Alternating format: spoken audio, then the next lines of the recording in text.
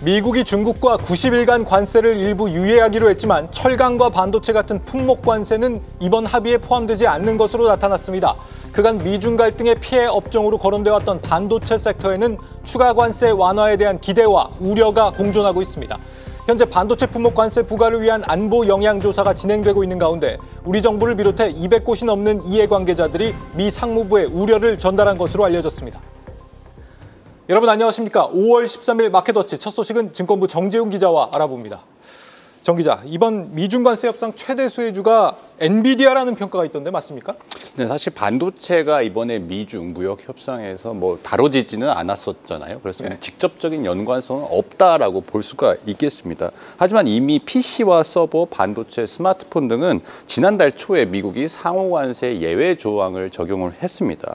대신에 이번에 시장에서 좀 확인을 한 거는 다 반도체 업황 그리고 전체 시장에서의 불확실성 해소라고 볼 수 있을 텐데요. 대중국 반도체 제재가 강화되면서 엔비디아 실적이 실제로 타격을 받기도 했었잖아요. 그러니까 성능을 제한한 중국용 GPU H20도 수출이 거부가 되니까 규제를 준수한 새로운 칩을 만들어서 수출을 하겠다는 게 현재 엔비디아의 계획인데요. 네. 1년 만에 5%포인트 줄어들긴 했지만 여전히 엔비디아의 데이터 센터 매출 가운데 14%가 중국에서 나오고 있습니다. 중국 시장이 그만큼 중요하다는 건데 이런 중국과의 대화의 여지, 가능성이 더 열려 있다는 게 이번에 확인이 된 만큼 앞으로 이 협의가 속도가 좀 날 수도 있다. 이런 기대가 좀 있는 것으로 보입니다. 엔비디아가 중국으로의 AI 칩 수출 활로를 열심히 찾고 있기 때문에 이 양국 관계가 개선되면 수혜를 볼 수 있다.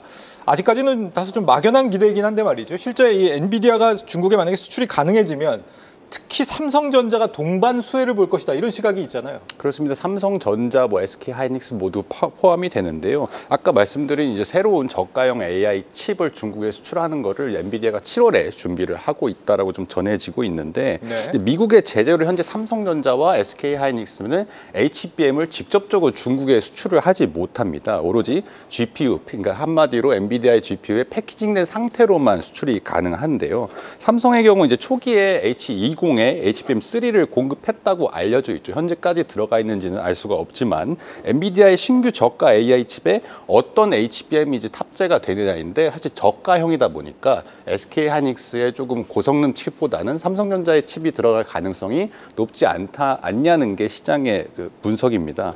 삼성에게도 이제 HBM 공급 확대 기회가 여전히 열려 있다는 것이죠. 하지만 이제 당장 HBM보다 더욱 중요한 것은 전반적인 메모리 업황의 개선의 속도라고 볼 수 있습니다. 반도체 공급이 막힐까 봐 이제 기업들이, 그러니까 세트 기업들이 이미 메모리를 많이 조기에 수요를 조금 생성하는 그런 트렌드가 계속 이어져 왔었잖아요.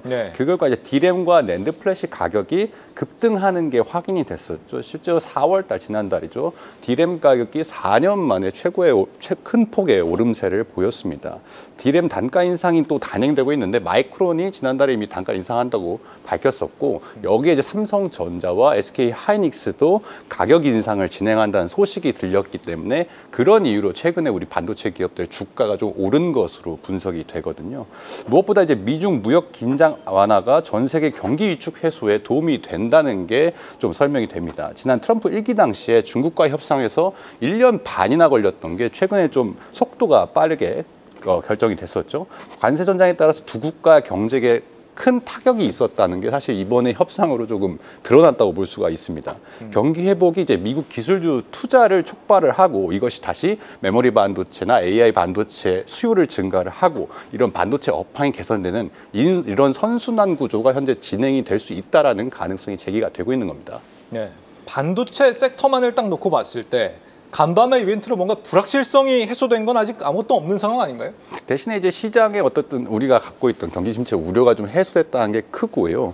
서로 관세를 이제 115%포인트씩 인하하기로 한 조치는 이제 이달 14일부터 90일간 적용이 되잖아요. 이후의 방안은 추가로 협상을 좀 해야 한다는 말이 되는데 이제 고조된 관세 전장에서 한숨을 돌린 것은 사실이지만 여전히 불확실성이 있는 것은 맞습니다.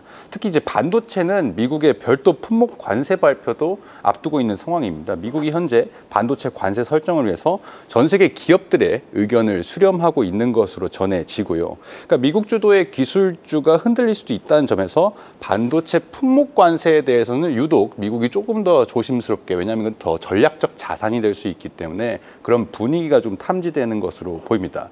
또 이와 별개로 개별 국가들과의 관세 협상도 현재 지금 영국과 중국만 조금 끝난 것이잖아요. 네. 그러니까 개별 국가들 앞으로 뭐 대만, 일본, 한국도 다 남아 있다고 볼 수가 있습니다.